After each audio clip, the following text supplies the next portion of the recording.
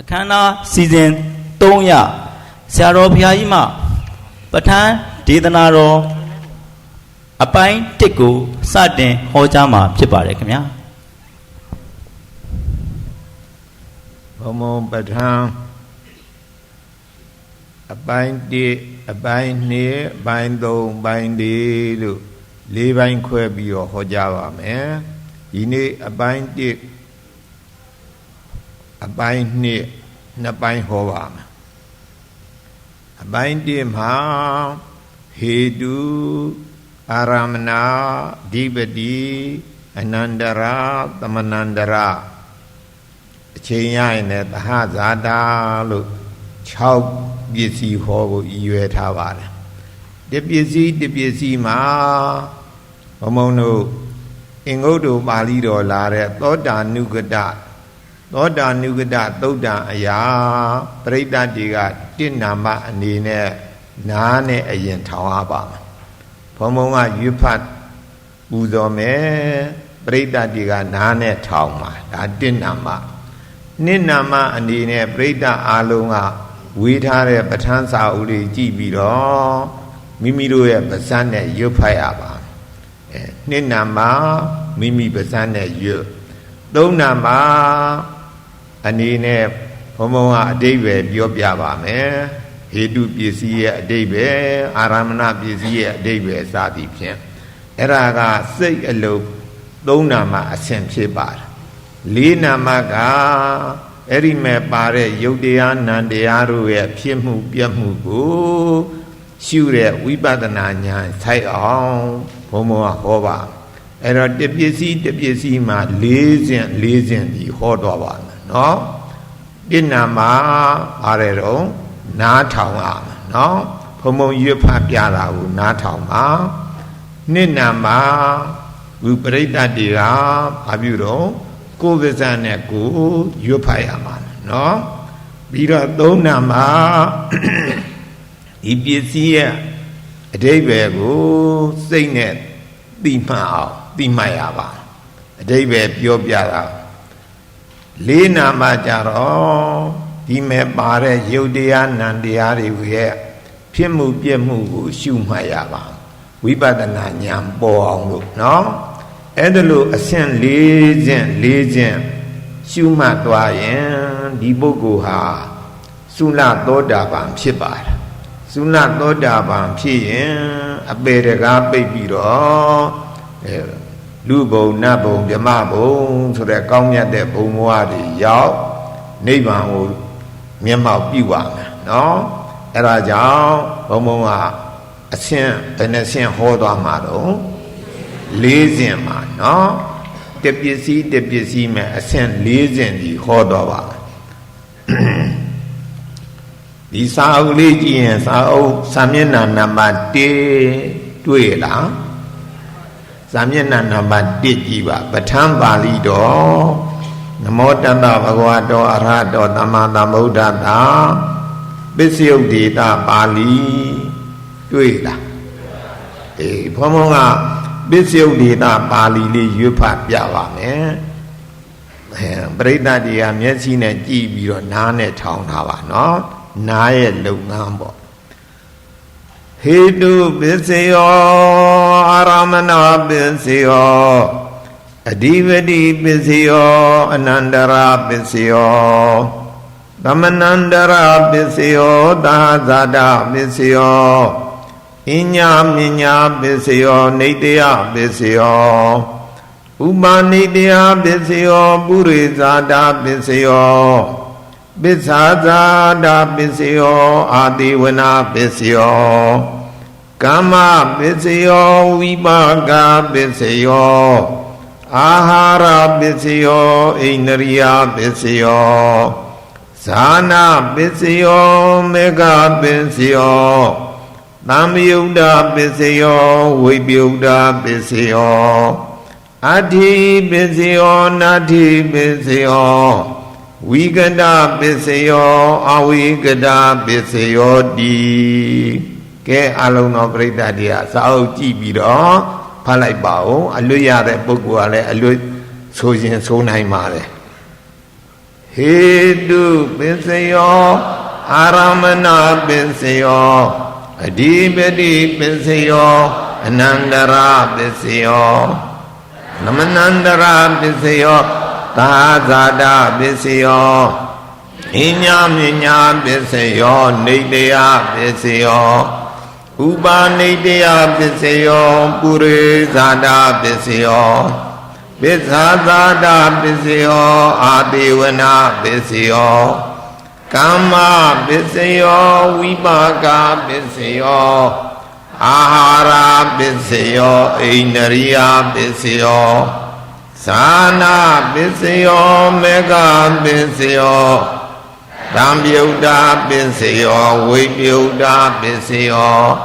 Adi Pisayo Nadi Pisayo Vigada Pisayo Avigada Pisayo Di Da Batan Nase Libisi Lukoar When a busy zero Nase Libado A young deabo Batan Sura Bae Tanae Ba Ligaro Katana Luyin A young Baga Badana Luyin Pido Tanaga a young Luyin Pide a young dea Luyin Pide a young dea Nase ne Liva Erau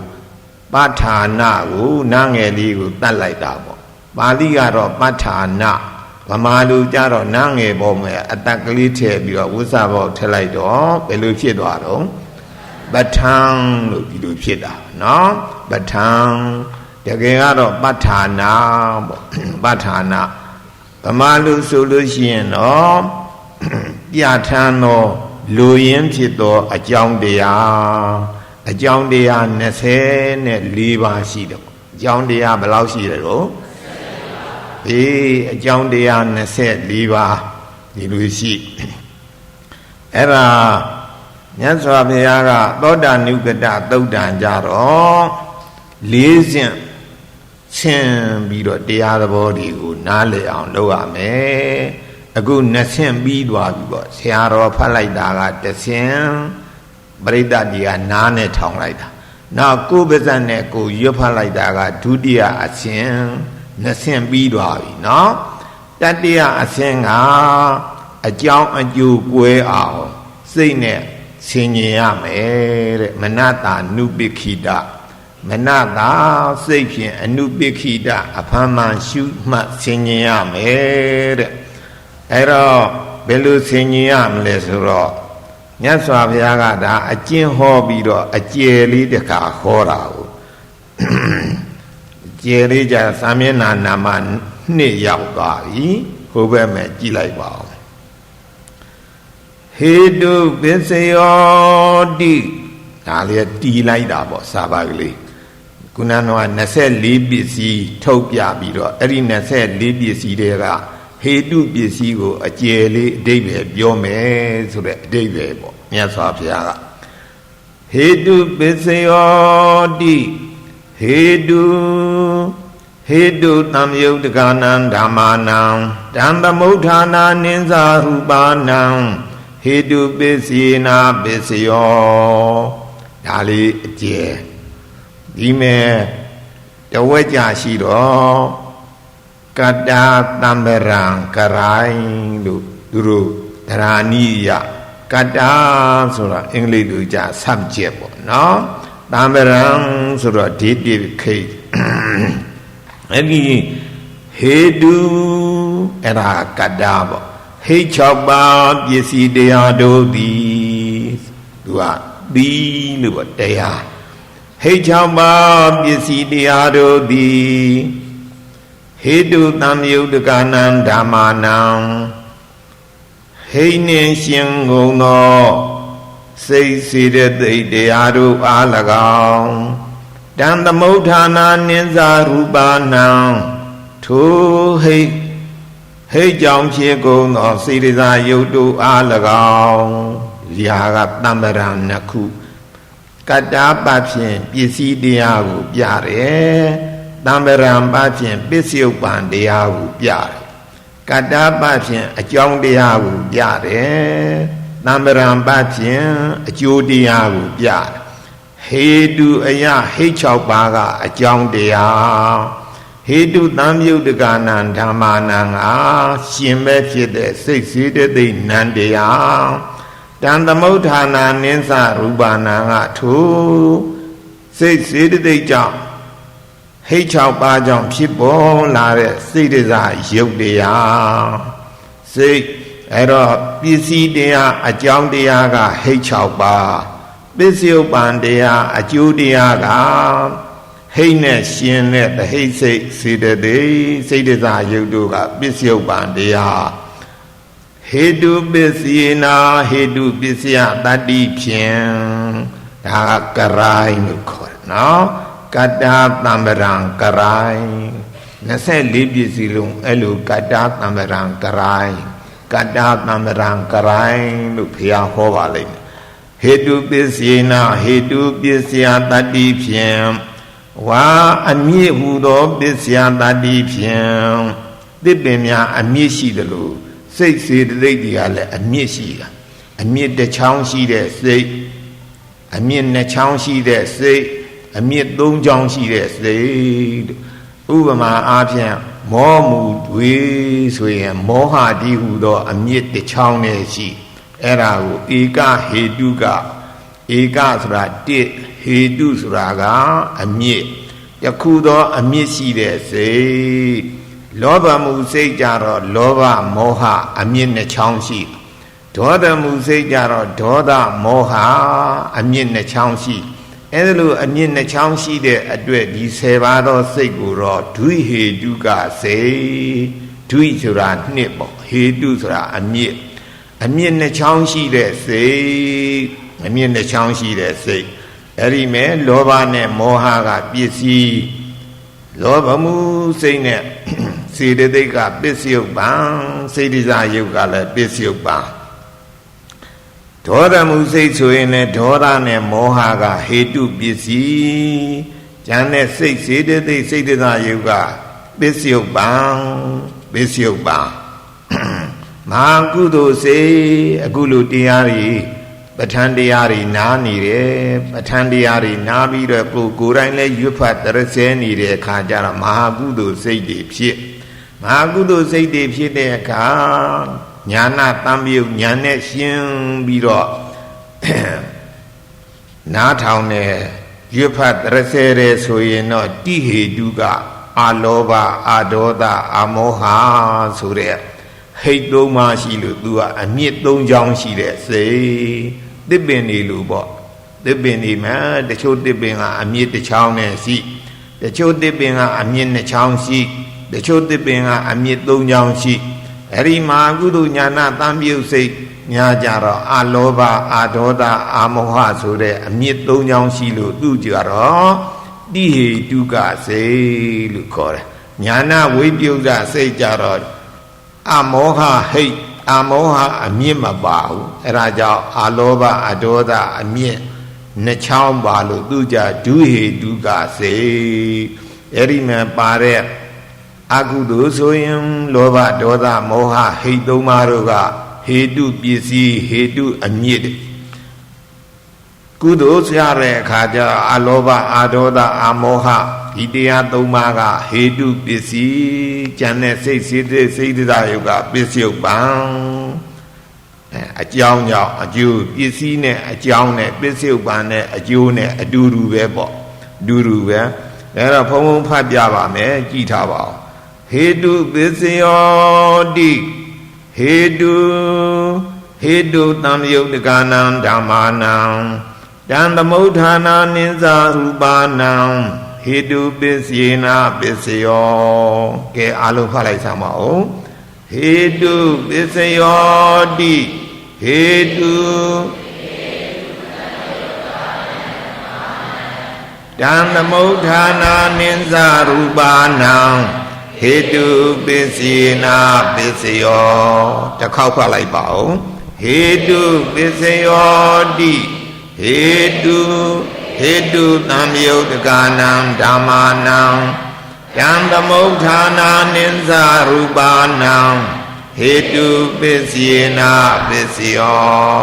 အဲ့ဒီမှာအကြောင်းအကျိုးမယ်ဟေတုဆိုတဲ့ဟိတ်6ပါးကအကြောင်းတရားပစ္စည်းတရား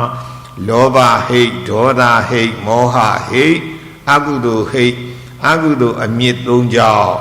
အလောဘဟိတ်အဒေါသဟိတ်အမောဟဟိတ်ကုသိုလ်အမြစ်အဗျာကတအမြစ်3ကြောင့်ကုသိုလ်ဟိတ်နဲ့အဗျာကတဟိတ်ကတော့တူးနေလို့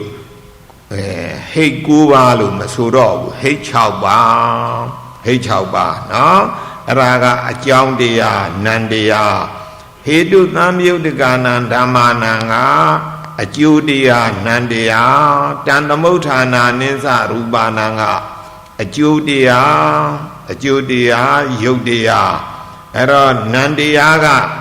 ဟိတ်6ပါးနံတရားကပစ္စည်းသူနဲ့ရှင်မဲ့သာဟိစိတ်စေတသိက်စေတသာယုတ်ကပစ္စယုတ်ပံယုံနာကပစ္စယုတ်ပံအဲ့တော့ပစ္စည်းတရားအကြောင်းတရားကနံတရားအကျိုးတရားကယုံနာနဲ့အကျိုးတရားကနံတရားနဲ့သာဟိစိတ်နံတရားနဲ့စေတသာယုတ်ပစ္စယုတ်ပံတရားအဲ့ဒါလို့အကြောင်းအကျိုးပစ္စည်းပစ္စယုတ်ပံကွဲလို့ရှိရင်ဒါတတ္တိယအစဉ်လို့ခေါ်ပါတယ်နော်ဟေတုဆိုတာကဟိတ်6ပါးကပစ္စည်းတရားဆိုသားမှာဟေတုဟေတုသံယုတ်တကနာဓမ္မာနံဟိတ်နဲ့ရှင်ပဲသာဟိစိတ်စေတသိက်တို့ကပစ္စယုတ်ပံတရားတန်သမုဋ္ဌာနာနိစ္စရူပနာစေတဇယုတ်ပฏิသန္ဓေကာမဇယုတ်တို့ကပစ္စယုတ်ပံတရားအေးဟိတ်6ပါးကအကြောင်းတရားပစ္စည်းတရားဟေတုသံယုတ်တကနာဓမ္မာနံတန်သမုဋ္ဌာနာနိစ္စရူပနာတရားတို့ကနန္တရားယုတ်တရားနန္တရားကပြီးမဲ့သူအဟိတ်စိတ်တော့မပါဘူးပေါ့သူကဟေတုပစ္စည်းဆိုတာဟိတ်နဲ့ရှင်မဟေတုပစ္စည်းတတ်လာဟုတ်အဲ့တော့အဟိတ်စိတ်18ခုကြတော့ဟိတ်မရှင်တဲ့အတွက်ဟေတုပစ္စည်းတွေမပါဘူးဒီထဲမှာအလွတ်ဖြစ်ကဲတစ်ခေါက်တော့ပြန်ဖတ်လိုက်ပါဦးဟေတုပစ္စယောတိဟေတုသံယုတ်တကနာဓမ္မာနံတံသမုဋ္ဌာနာနိစ္စရူပနာဟေတုပစ္စယေနာပစ္စယောဒါတတ္တယအဆင့်ပြီးပြီနော်ဟေတုကအကြောင်းတရားပစ္စည်းတရားဟိတ်6ပါးဟေတုသံယုတ်တကနာဓမ္မာနံတံသမုဋ္ဌာနာနိစ္စရူပနာကအကျိုးတရားပစ္စယုတ်ပံတရားပစ္စယုတ်ပံယုံနံတရားဟေတုပစ္စယေနာကတော့ဟေတုတတ္တိအမြစ်ဆိုတဲ့တတ္တိဖြင့်ကြည်ရူးပြုတယ်သစ်ပင်နေမဲ့အမြစ်ကတွဲထားပြီးတော့ရေတွေပို့တယ်မြေစီမြေဩဇာတွေပို့ပြီးတော့ကျေးဇူးပြုတယ်လို့လောဘဒေါသမောဟဆိုတဲ့အကုသိုလ်ဟိတ်တွေကအကုသိုလ်စိတ်တွေဖြစ်အောင်ကျေးဇူးပြုအကုသိုလ်စေတသာယုတ်တွေဖြစ်အောင်ကျေးဇူးပြုအလောဘအဒေါသအမောဟဆိုတဲ့တရားတွေကတော့ကုသိုလ်ဟိတ်ဗျာကတဟိတ်တွေကတော့ကုသိုလ်တရားဖြစ်အောင်ဗျာကတတရားဖြစ်အောင်ကျေးဇူးပြုဒါပစ္စည်းပစ္စယုတ်ပံအကြောင်းအကျိုးတတ္တိယအဆင့်ခေါ်တယ်စတုဒ္ဓအစဉ်ကြတော့ဖြစ်ပြက်မြင်အောင်ရှုရဖြစ်ပြက်မြင်အောင်ဆိုတာဥပမာအပြင်လောဘဆိုရင်လည်းပဲလောဘမှုစိတ်တွေဖြစ်လိုက်တဲ့အခါသူများပစ္စည်းတွေလိုချင်လို့ခိုးကြတယ်ဟွက်ကြတယ်ဓမြတိုက်ကြတယ်အဲ့လိုလို့ရှိရင်ခိုးတဲ့ဟွက်တဲ့ဓမြတိုက်တဲ့အခါသူများသားများပြင်းမာတဲ့အခါလောဘမှုစိတ်မောမှုစိတ်တွေကဖြစ်ပြဲပြီးတော့လာသူခဏလောက်ရှိတဲ့အခါကျတော့ အဲ့ဒီလောဘမှုစိတ်ထဲမဲ့ပါတဲ့လောဘမောဟဟိတ်နှစ်ပါးပေါ့အကုသိုလ်ဟိတ်နှစ်ပါးကဟေတုပစ္စယတတ္တိနဲ့ကျေစုပြုပြီးတော့ချုပ်ပြောက်သွားထို့တူပဲဒေါသမောဟဒေါသမှုစိတ်ဖြစ်တဲ့အခါသူများအသက်ဒီတတ်ကြဖြတ်ကြသူများအသက်ဒီတရောင်နဲ့တယောက်ရန်ဖြစ်ဓာနဲ့ခုတ်ဒုံနဲ့ရိုက်တနတ်ဒီနဲ့ပြည့်အမျိုးမျိုးတပီနဲ့တပီစစ်ဖြစ်ကြဒါတွေကဒေါသမှုစိတ်ဒေါသနဲ့မောဟကနေပြီးတော့ဟေတုပစ္စယတတ္တိနဲ့ကျေစုပြုပြီးတော့ဖြစ်ပြက်သွားတာကအနိစ္စဖြစ်ပြက်သွားတာကိုဘယ်လိုခေါ်တော့အနိစ္စအဲ့လိုဖြစ်ပြီးတော့ပြက်ဖြစ်ပြီးတော့ပြက်ခဏခဏဖြစ်ပြက်နေရလို့ဒုက္ခဟုတ်ကလားပြီးတော့ကြတော့ကိုယ်အလိုလိုက်ကြလားဒီတရားတွေကကိုယ်အလိုလိုက်တာမဟုတ်ဘူးအကြောင်းအားလျော်စွာဖြစ်ပြက်မဖြစ်မပြက်ပါနဲ့လို့တားလို့စီးလို့မရတော့ကိုယ်အလိုမလိုက်လို့အနတ္တအနိစ္စဒုက္ခအနတ္တလို့ရှုရင်အဲ့ဒါစတုထအဆင့်လို့ခေါ်တယ်ဘယ်အဆင့်ရောက်တော့အဲ့ဒီစတုထအဆင့်ရောက်အောင်ကြိုးစားပြီးတော့လေ့ကျင့်ရစတုထအဆင့်ရောက်ရင် तू ကနိဗ္ဗာန်သွားပြီ तू ကနိဗ္ဗာန်မဲ့သွားတဲ့တရား तू ကဝိပဿနာတရားဆိုတာဘယ်သွားတာတော့နိဗ္ဗာန်သွားတဲ့တရားနိဗ္ဗာန်သွားတဲ့တရားဘုံဘုံကရောက်အောင်တင်းပေးပြီးတော့တွန်းလှလိုက်မှာပဲကိုယ့်ဟာကိုယ်ဟိုကသွားကြပြီတော့ဟုတ်ကလားဘုံဘုံကကြီးအကုန်လုံးတယောက်ကိုတယောက်နိဗ္ဗာန်ရောက်အောင်တွန်းပို့လို့ဖြစ်ပါမလားမဖြစ်ဘူးကိုယ့်ဟာကိုယ်အားထုတ်ကြရမှာနော်ဘုံဘုံကတော့တတ်နိုင်တာဘယ်လောက်တတ်နိုင်မလို့နိဗ္ဗာန်ရောက်တဲ့လမ်းပေါ်ကိုရောက်ပါအောင်တင်းပေးလိုက်မှာဟုတ်ကလားရောက်အောင်တော့ကိုယ့်ဟာကိုယ်သွားတော့အားထုတ်တော့နော်ခုဟေတုပစ္စည်းမယ်၄ခုပြီးပါပြီဟေတုပစ္စည်း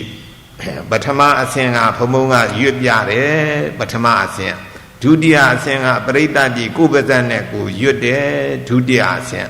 တတိယအဆင့်ကပစ္စည်းပစ္စုပန်အကြောင်းအကျိုးဖော်ပြပြီးပြီဟိတ်၆ပါးကပစ္စည်းသူနဲ့ရှင်းမဲ့စိတ်စေတသိက်စိတ်စားယုတ်ပဋိသန္ဓေကာမစာယုတ်တွေကပစ္စယုတ်ပံအကြောင်းအကျိုးပစ္စည်းပစ္စယုတ်ပံဒါကတတိယအဆင့်အဲ့ဒီအကြောင်းအကျိုးတရားတွေယုံနာတရားတွေကခဏလေးအတွင်ဖြစ်ပြတယ်အနိစ္စလို့အဲ့လိုရှုရင်ဝိပဿနာဖြစ်ပါတယ်ဝိပဿနာဉာဏ်ဖြစ်အဲ့ဒီဝိပဿနာဉာဏ်ဖြစ်လိုက်ရင် तू ကနိဗ္ဗာန်ပဲရွေ့သွားပြီ तू ကဟုတ်ကလားနိဗ္ဗာန်ရောက်ခြင်းတဲ့ပုဂ္ဂိုလ်ဒီဖြစ်ပြက်ကိုမြင်အောင်ဖြစ်ပြက်ထိအောင်ဝိပဿနာဉာဏ်ဖြစ်အောင်ရှုပါသဘောပေါက်ဘူးလားသဘောပေါက်အောင်ဘုံဘုံကပြီးပြီဆိုရင်မှသဘောမပေါက်လို့သဘောမကျတာလေးရှိနေဘုံဘုံပြန်မေးနိုင်ပါတယ်နော်ဒါတော့သဘောမကျဘူးဖျားဟုတ်မဲ့မထင်ပါဘူးဖျားပြောနိုင်ပါတယ်နော်နောက်ဒုတိယပစ္စည်းကဘာပစ္စည်းတဲ့တော့အာရမဏပစ္စယောအာရမဏကိုအာယုံလို့ဗမာရီကပြန်ညအာရမဏကိုနောက်ဆုံးအာရမဏဆိုတဲ့ပုံလေးနာကြီးနဲ့တတ်လိုက်ရင်ဘယ်လိုအတန်ထွက်မလို့အာရမန်လို့ထွက်မှာဟုတ်လားအာရမန်လို့မထွက်ဘူးဘယ်လိုထွက်တော့အာယုံလို့ရှေးဆရာတော်ကြီးတွေကဒီတိုင်းအာယုံလို့ပြောလို့ဒီဆရာတော်တို့လည်းအာယုံပဲထားလိုက်ကြပါစို့နော်တကယ်ကတော့အာရမန်လို့ဒီလိုထွက်ရမှာပေါ့နာငယ်နဲ့နောက်ဆုံးစလုံးကတတ်တာဟုတ်နောက်ဆုံးစလုံးကအတတ်ဖြစ်လိုက်တာအဲ့ဒီအာယုံက6ပါးရူပါယုံတတ္တာယုံခန္ဓာယုံရတယုံဖုထဘာယုံဓမ္မာယုံအာယုံဘယ်နှပါးတော့6ပါးဆိုလိုက်စမ်းမရူပါယုံတတ္တာယုံခန္ဓာယုံရတယုံဖုထဘာယုံဓမ္မာယုံဗမာလို့ဆိုရင်တော့ရူပါယုံဆိုတာအဆင်းပေါ့တတ္တာယုံဆိုတာအတန်ခန္ဓာယုံဆိုတာကအနတ်ရတယုံဆိုတာအရသာအချိုညံအချိုအချင်းအစအငါအဖန်အခါရတာ6ပါးအဲ့ဒါကိုရတယုံအတွေ့အထိကဖုထဘာယုံသ သဘောတရားကဓမ္မာယုံဟုတ်လားပြန်ဆိုလိုက်သမ်းပါအောင်အစင်းအတန်အနံအရတာအတွေ့အထိသဘောတရားဆိုလိုက်ပါအောင်အစင်းအတန်အနံအရတာအတွေ့အထိသဘောတရားပါဠိလိုပါဠိပြက်ကလေးဆိုလိုက်ပါအောင်ရူပါယုံတတ္တာယုံကန္တာယုံရတာယုံဝတ္တဘာယုံဓမ္မာယုံအာယုံ6ပါးအဲ့ဒီအာယုံ6ပါးကနေပြီးတော့အာရမဏိကစိတ်စေတသိက်တွေဖြစ်အောင်ကြည်စုပြုရူမာယတနံသက္ခုဝိညာဏဓာတုယဓမ္မမယုတကနိသဓမ္မာနံ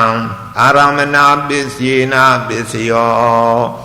ရူမာယတနံရူမာယုံဤဝါအသင်းသည်အဖြူအနီးအကြောင်းအကြားစတဲ့အဲ့ဒီဥစ္စာကိုရူမာယတနာခေါ်အဲ့ဒီရူမာယတနာအသင်းတတ်သည်သက္ကုဝိညာဏဓာတုယသက္ကုဝိညာဉ်စိတ်အား၎င်းတံဗမ္မယုတကနိသဓမ္မာနံထိုနှင့်ရှင်သောစေတသိက်တရားတို့အား၎င်းအာရမဏပစ္စေနအာယုဟုသောပစ္စယတတ္တိဖြင့်ပစ္စယောဥပါကာရကောကျေသူပြုတတ်၏ရူမာယုံဆိုတဲ့အစင်းကမြင်စိတ်နဲ့မြင်စိတ်သူနဲ့ရှင်တဲ့စေတသိက်တို့အားမြင်စိတ်ကကောင်းတာမြင်တော့ကုသလဝိဘက်သက္ခုဝိညာဉ်မကောင်းတာမြင်တော့အကုသလဝိဘက်သက္ခုဝိညာဉ်အဲ့ဒီသက္ခုဝိညာဉ်စိတ်အားတံတံပြုတ်တကနိသဓမ္မာနံဆိုတာကတော့အဲ့ဒီသက္ခုဝိညာဉ်မှာရှင်တဲ့စေတသိက်9ပါးရှိသဗ္ဗစိတ်တသာဓာရဏစေတသိက်လို့ခေါ်တာအဲ့ဒီစေတသိက်အားအာရမဏတတ္တိဖြင့်အာယုံဆိုတဲ့တတ္တိဖြင့်ကျေစုပြုတတ်တယ်အစင်းတွေကမြင်စိတ်အားကျေစုပြုတတ်တယ်အစင်းရှိလို့မြင်စိတ်ပေါ်တာဘာရှိလို့ဘာပေါ်တာတော့မြင်စိတ်ဆိုတာအစင်းကြောင့်အစင်းကနေပြီးတော့အာရမဏတတ္တိနဲ့ကျေစုပြုလိုက်လို့ပေါ်လာတာဓာတဘာဝအရာနော်ဓာတဘာဝအရာရူမာယုံဆိုတဲ့အစင်းကအာရမဏပစ္စည်းမြင်စိတ်စေတသိက်တို့ကအာရမဏပစ္စယုပံထို့အတူပဲတတ္ထာယတနံနဝကြတတ္ထာယတနံသောတာဝိညာဏဓာတုယတံသမယုတကနိသဓမ္မာနံအာရမဏပစ္စေနပစ္စယောတတ္ထာယတနံတတ္ထာယုံဤဝါအမျိုးမျိုးသောအတန်ဆိုတဲ့တရားသဘောသည်သောတာဝိညာဏဓာတုယခြားစိတ်တရားအား၎င်းကြားတဲ့စိတ်တံသမယုတကနိသဓမ္မာနံထိုနှင့်ရှင်တဲ့စေတသိက်9ပါးတို့အား၎င်းအာရမဏပစ္စေနအာယုံဟုသောပစ္စယတတ္တိဖြင့်ပစ္စယောကျေစုပြုတတ်၏အတန်အမျိုးမျိုးကကြားစိတ်အားကျေစုပြုတယ်အတန်အမျိုးမျိုးကဘုရားကျေစုပြုတော့ကြားစိတ်အားကျေစုပြုတယ်အတန်အမျိုးမျိုးကပစ္စည်းအကြောင်းတရားကြားစိတ်ကပစ္စယုပ္ပံအကျိုးတရားအဲ့ဒီခုဖုံဖုံပြောနေတဲ့ဥစ္စာကတတ္တယအဆင့်ပြောနေတာနော်ကိုပဇာနဲ့ကိုပြီးတော့ကြရွတ်ပြီးတော့တတ္တယအဆင့်ကပစ္စည်းပစ္စုပန်အကြောင်းအကျိုးခွဲပြအဲ့ဒါဆိုရင်တတ္တယအဆင့်ခန္ဓာယတနံကာနဝိညာဏဓာတုယတံသမယုတကနိသဓမ္မာနံအာရမဏပစ္စေနပစ္စယောခန္ဓာယတနံအမျိုးမျိုးသောအနတ်သည်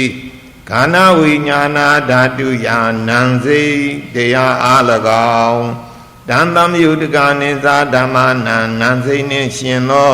စေတသိက်9ပါးတို့အား၎င်း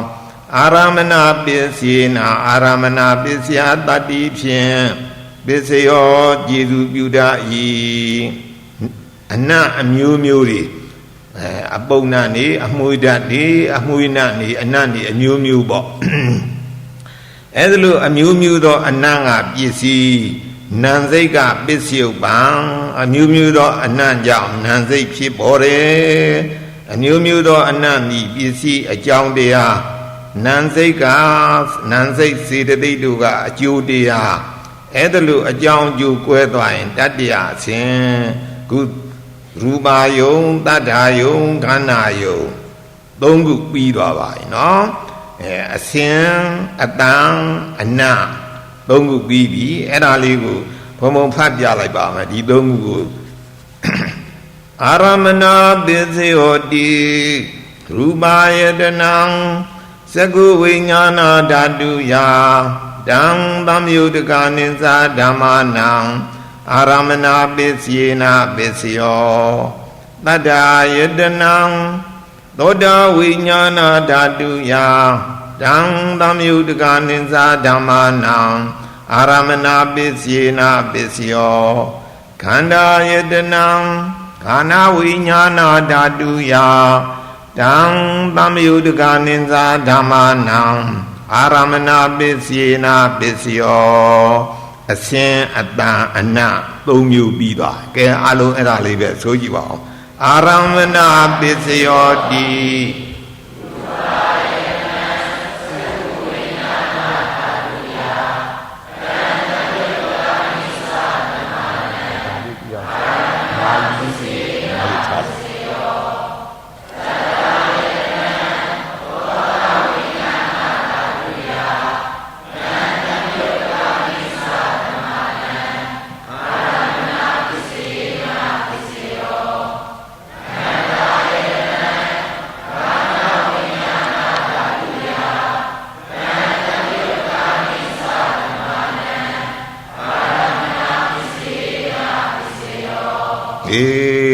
အစဉ်အတန်အနတ်ပြီးတော့ကြမှာအရသာဟုတ်လားအရသာအမျိုးမျိုးရှိအချိုးအချင်းအဖန်အစအငန်းအခါအရသာ6ပါးအဲ့ဒီအရသာဒီဇိဝဝိညာဏဓာတုယဆိုတဲ့ရက်ရှားပေါ်မဲ့ရက်စိတ်အရသာကိုသိတဲ့စိတ်ရက်စိတ်လို့ခေါ်တယ်အဲ့ဒီရက်စိတ်နဲ့ရှင်တဲ့စေတသိက်9ပါးတို့အားအာရမဏပစ္စယတတ္တိဖြင့်ကျေစုပြုတယ်အာရမဏပစ္စယတတ္တိဖြင့်ကျေစုပြုငါနိုင်လို့ငါမင်းတော့ပါတယ်ဟုတ်လားပါဒီလိုစားတာရှင်လေးနိုင်ရလေးနိုင်ကစားတာပါဗျာဟုတ်ငါနိုင်စင်ငါတွေပါဗျာပြောပါဟုတ်အဲ့တော့အရာသာရတာယတနာအရာသာ6မျိုးကပစ္စည်းဇိဝဝိညာဏဓာတုယတံသမယုတကနိသဓမ္မနာအရာယက်တိစိတ်ဇိဝဝိညာဉ်စိတ်စေတသိက်တို့ကပစ္စယုပံပြီးတော့မှဖုဒ္ဓဘာယတနံကာယဝိညာဏဓာတုယတံသမယုတကနိသဓမ္မနာအာရမဏပစ္စယေနပစ္စယောဖုဒ္ဓဘာဆိုတာအတွေ့အထိပေါ့ဥမာပြင်အခုထိုင်းနေတယ်ဆိုအောက်ကကြမ်းမြင်းနဲ့ကော်စောတို့နဲ့လူနဲ့ထိနေတာဒါတွေကဖုဒ္ဓဘာယုံလို့လူတယောက်နဲ့တယောက်ပွေးလိုက်ဖက်လိုက်တဲ့ဆိုရင်လည်းအသားချင်းထိလို့အဲ့ဒါဖုဒ္ဓဘာယုံဤပစ္စည်းထိစိတ်လေးကပစ္စယုပ္ပံထိစိတ်နဲ့စေတသိက်9ပါးကပစ္စယုပ္ပံအဲ့တော့ဖုဒ္ဓဘာယုံဆိုတဲ့အတွေ့အထိအာယုန်ဤပစ္စည်းအကြောင်းတရားကာယဝိညာဉ်စိတ်ထိတိစိတ်နဲ့စေတသိက်တို့ကပစ္စယုပ္ပံအကျိုးတရားအဲ့တော့အရသာနဲ့ယက်တိစိတ်ထိတွေးထီတဲ့ဖုဒ္ဓဘာနဲ့ကာယဝိညာဉ်စိတ်နှစ်ခုပြီးတော့မှရူပယတနံတတ္တယတနံခန္ဓာယတနံရတယတနံဖုဒ္ဓဘာယတနံဒါက5ခုပေါ့အစဉ်အတန်အနံအယတာအတွေ့အထိအဲ့ဒီ5ခုသောအာယုန်သည်ပစ္စည်းတရားမနောဓာတုယတံသမယုတကနိသဓမ္မနံ မနောဓာလို့ခေါ်တဲ့ပင်စောတော်ရာဝေဇန်စိတ်တမ္ပတိဆိုင်စိတ်နှစ်ခုအဲ့ဒီစိတ်ကိုဒီမနောဓာလို့ခေါ်တယ်ဒီပင်စောတော်ရာဝေဇန်ကအာယုန်တစ်ခုထင်းလာလိုက်ရင် तू ကဘာပါလိမ့်မယ်ဟဲ့ဒီလိုလေး तू ကဆင်ញင်တတ်တယ်ဆင်ញင်တတ်လို့မို့သူ့ကိုပင်စဒွါရငါးဒွါရမှာဆင်ញင်လို့ပင်စကငါးပင်စဒွါရကတကားပေါ့မျက်စိတကားနားတကားနှာခေါင်းတကားရှားတကားကိုယ်တကားလို့တကားပေါက်၅ခုအာယုံဝင်လာလိုက်လို့ရှိရင် तू ကဆင်ញင်လို့ပင်စဒွါရဝေဇန်စိတ်ပြီးတော့တမ္ပတိဆန္ဒဆိုတာလက်ခံတာလက်ခံတဲ့စိတ်ကလည်းပဲဒီအာယုံ၅ပါးကိုလက်ခံလိုက်ဥမာပြန်ဟိုအပေါက်ကနေပြီးတော့ဒီခန်းထဲဝင်လာလို့ရှိရင်တရားရောက်ကနေပြီးတော့လက်ခံတာပေါ့ဆင်ញင်တယ်ပေါ့အဲ့လိုပင်စတော်ရဝေဇန်နဲ့တမ္ပတိဆိုင်လက်ခံတဲ့စိတ်နှစ်ခုကိုမနောဓာလို့ခေါ်ရူပအစင်အတန်အနတ်အရသာအတွေ့အထိဆိုရအာယု၅ပါးကပစ္စည်းခုနနောင်ကပင်စောတော်ရဝေဇန်နဲ့တမ္ပတိဆိုင်ဆိုတဲ့ဒီစိတ်သုံးခုကပစ္စယုပ္ပံ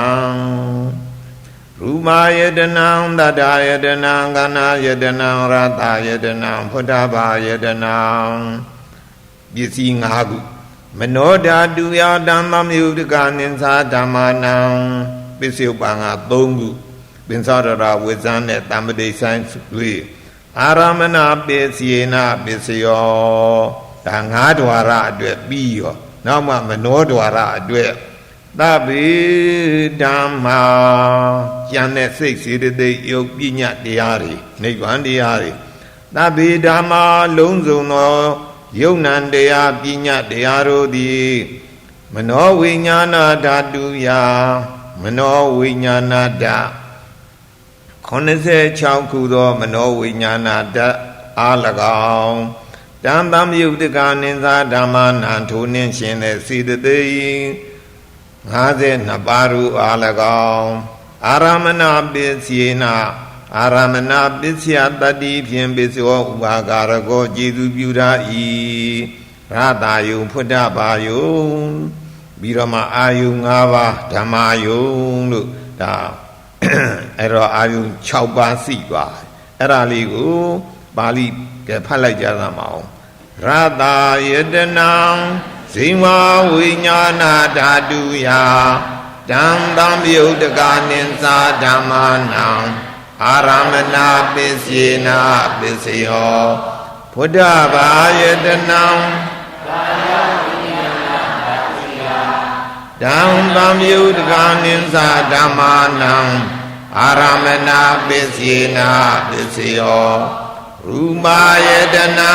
တတ္တယတနံခန္ဓာယတနံရတယတနံဖုဒ္ဓဘာယတနံမနောဓာတုယတံတံယုတ်တကနိသဓမ္မနံအာရမဏပစ္စယေနပစ္စယောသဗ္ဗေဓမ္မာမနောဝိညာဏဓာတုယတံတံယုတ်တကနိသဓမ္မနံအာရမဏပစ္စယေနပစ္စယောဒီဒွါရ6ပါးအာယုံ6ပါးပြီးပြီပြီးတော့မှမြတ်စွာဘုရားကအာရမဏပစ္စည်းရဲ့သဘောတတ္တိလေးအကျဉ်းချုပ်ပြီးတော့ပြလို့ယံယံဓမ္မံအာရဘယေဓမ္မဥပ္ပေဇန္တိစိတ်တာစေတတိကာဓမ္မာအာယုံတစ်ခုခုအာယုံပြုပြီးတော့စိတ်စေတသိက်ဖြစ်အဲ့ဒီအာယုံဒီအာယုံအပြုခံရတဲ့အာယုံဒီအာယုံပြုတတ်တဲ့စိတ်စေတသိက်အားကျေစုပြုတယ်တဲ့အာရမဏတတ္တိဖြင့်ကျေစုပြုတာအဲ့တော့ဘယ်ဟာပဲဖြစ်ဖြစ်အာယုံပြုလိုက်ရင်ရအာယုံပြုလို့ရရင်အဲ့ဒီအာယုံဒီအာရမဏပစ္စည်းအာယုံပြုတဲ့စိတ်စေတသိက်က အာရမဏပစ္စယုပ္ပံအကျဉ်းချုပ်ကအဲ့လိုမှတ်ပါတဲ့ယံယံဓမ္မံအာရဘယေယေဓမ္မဥပ္ပေဇန္တိစိတ်တာစေတသိကာဓမ္မာဒေဒေဓမ္မာဒေတံဓမ္မာနံ အာရမဏပစ္စယေနာပစ္စယောကဲအဲ့ဒါလေးဖတ်လိုက်စမ်းပါဦးယေယေဓမ္မာဥပ္ပဇံတိစေတာစေတတိကာဓမ္မာဒေဒေဓမ္မာဒေတံဒေတံဓမ္မာနံအာရမဏပစ္စေနာပစ္စယောဒါတတ္တယအဆင့်ပြီးပါတယ်သတုဒ္ဓအဆင့်ကြတော့အဖြစ်အပျက်ရှိရမှာနော်သတုဒ္ဓအဆင့်လွယ်လေဆိုရင်တော့အခုဖုံဖုံပြောနေတဲ့အတန်ဒီတစ်လုံးပြီးတစ်လုံးစကလုံးလေးတွေအတန်ဒီထွက်လာတယ်မဟုတ်လားအဲ့ဒီထွက်လာတဲ့အတန်ဒီဟာအကြာကြီးတည်ရလားခဏလေးပျောက်ွယ်ပျက်စီးသွားတာနော်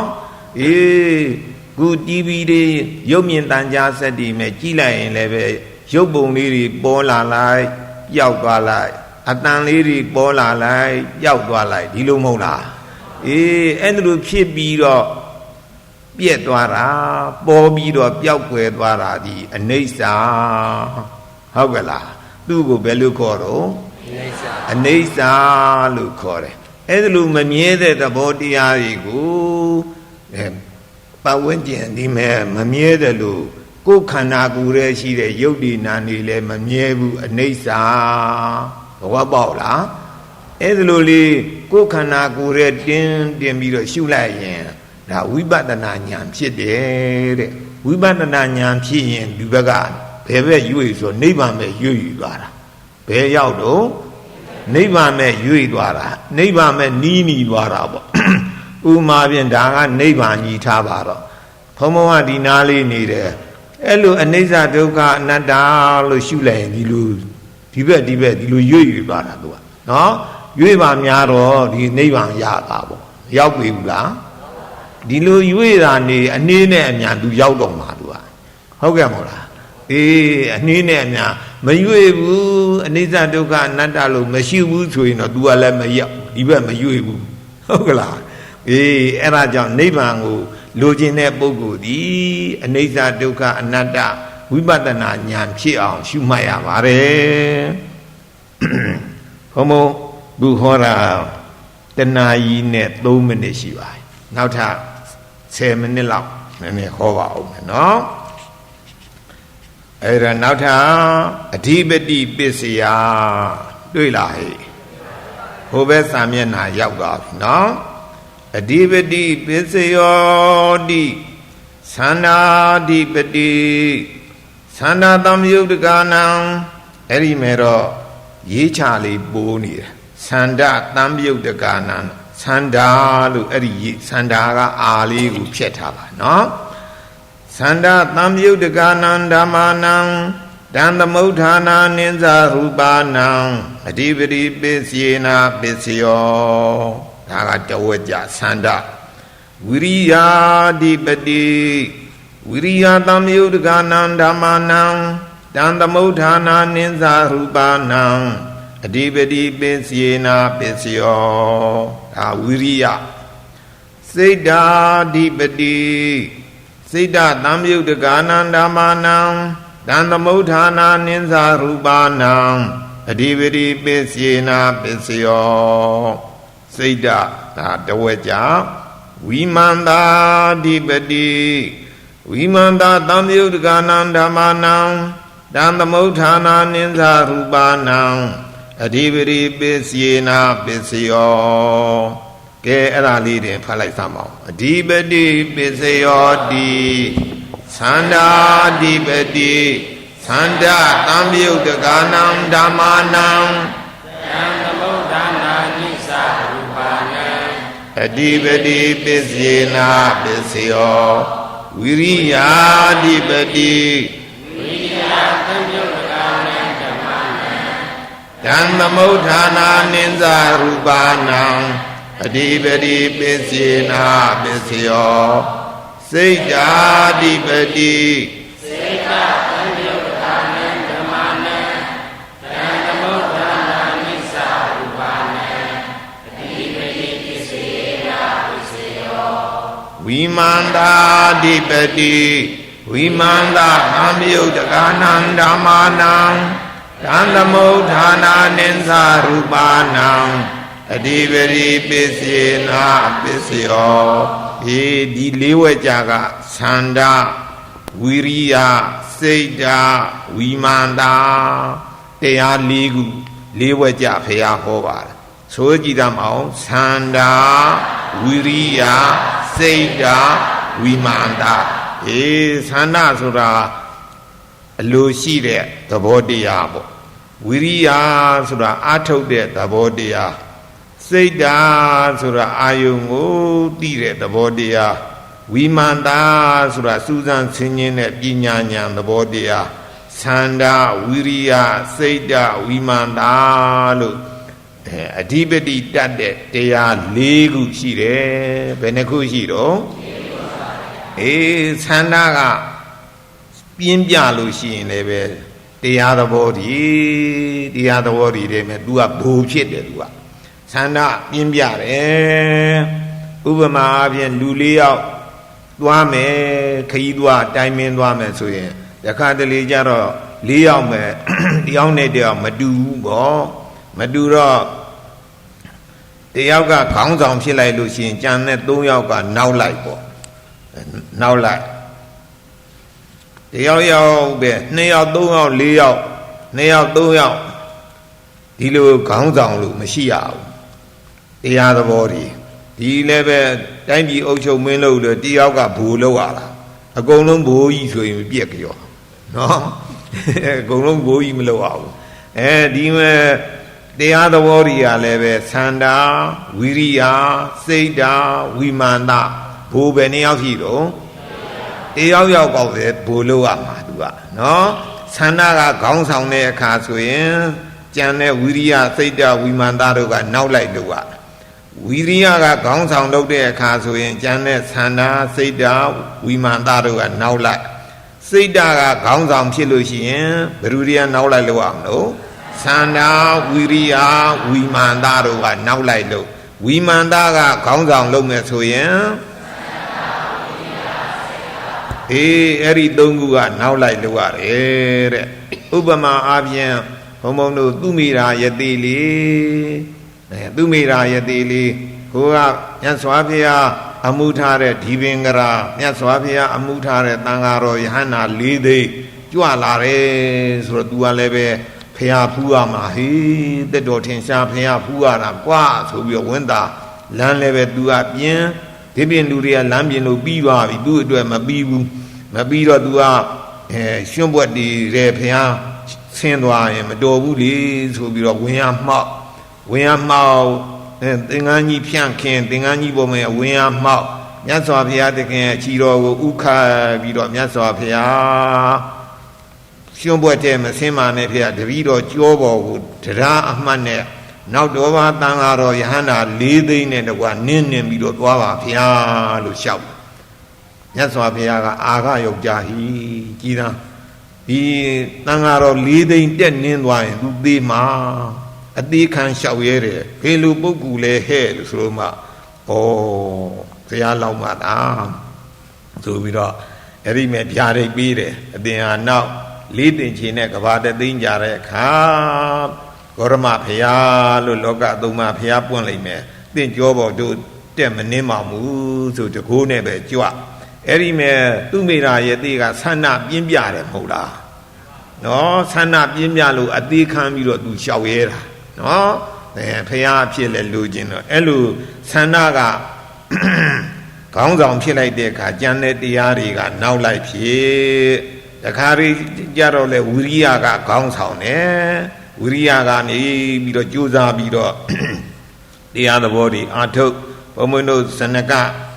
ဖះလောင်းဇနကမင်းသားပင်လေတဲ့သင်္ဘောပြဲတော့ကူးတယ်အဲ့တော့နတ်သမီးကမဏိမေခလာနတ်သမီးကဟဲ့ဒီပုဂ္ဂိုလ်ကမောင်ဇနကမင်းယူသလားဒီတမောင်ကမ်းမမြင်လမ်းမမြင်ပင်လယ်သမုဒ္ဒရာကြီးတဲ့ကုခန့်နေလို့မင်းဘယ်နဲ့လို့ရောက်မှာတော့ဟိုဘက်ကဘယ်လိုလို့ရောက်သေမှာပေါ့အဲ့လိုပြောတာကိုအဲ့တော့အလောင်းတော်ဇနကက Tira matira kudawa mogu, guama kudawan, gu atawama, Uria sholu, bepimle, Yajansra, Uria shiam. Sobra dua kure, no? Era jara, Uriaga, Tibeti datwa. Haugamola. Uriaga, Tibeti dato, Janet, Sanaro, Seidaro, Umandaro, and now like here. Edelu, Tune, a two people, the area, a G a gay pit water, the ago, a Tibeti bisio, look, a Tibeti that they are Benabaro, Parero, Sanda, Uria, Seda, Wimanda, Sana, Seda, Uria, Wimanda, Sana, Uria, Seda, Wimanda,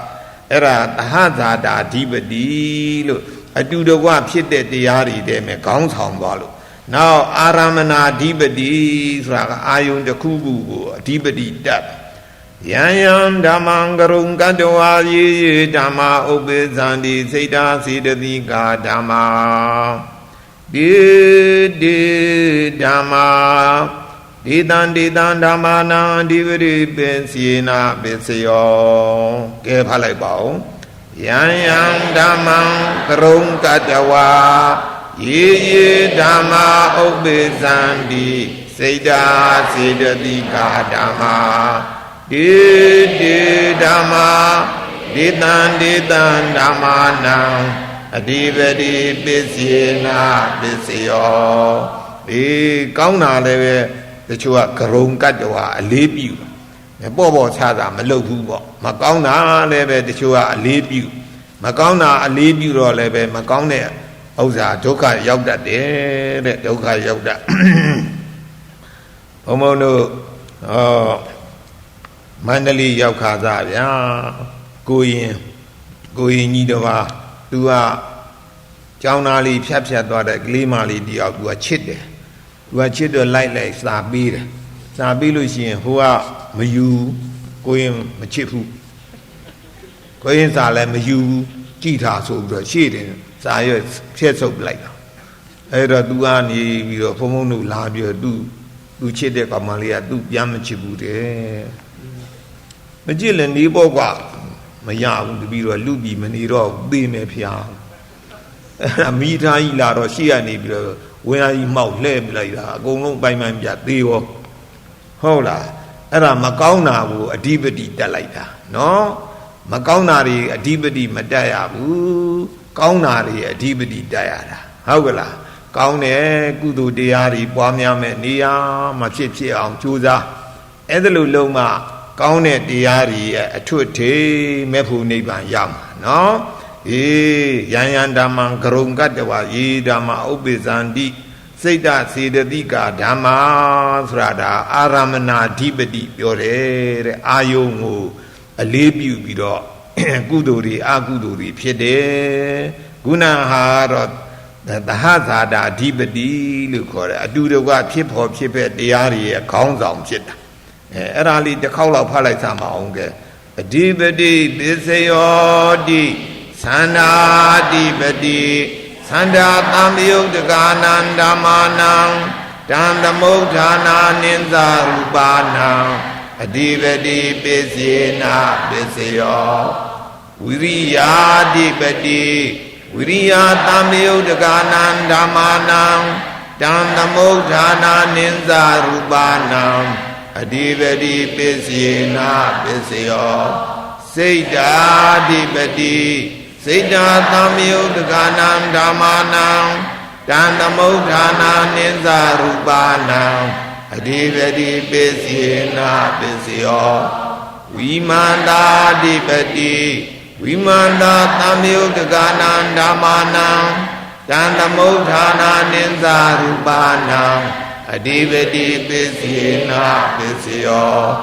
Yan Damang Garum Kadawa Ye Dama Obezandi Seda Sedadika Dama Dama Adivadi Bisina Bisio Chain seat Baba, Nala Jaundu. Now the chain of the chain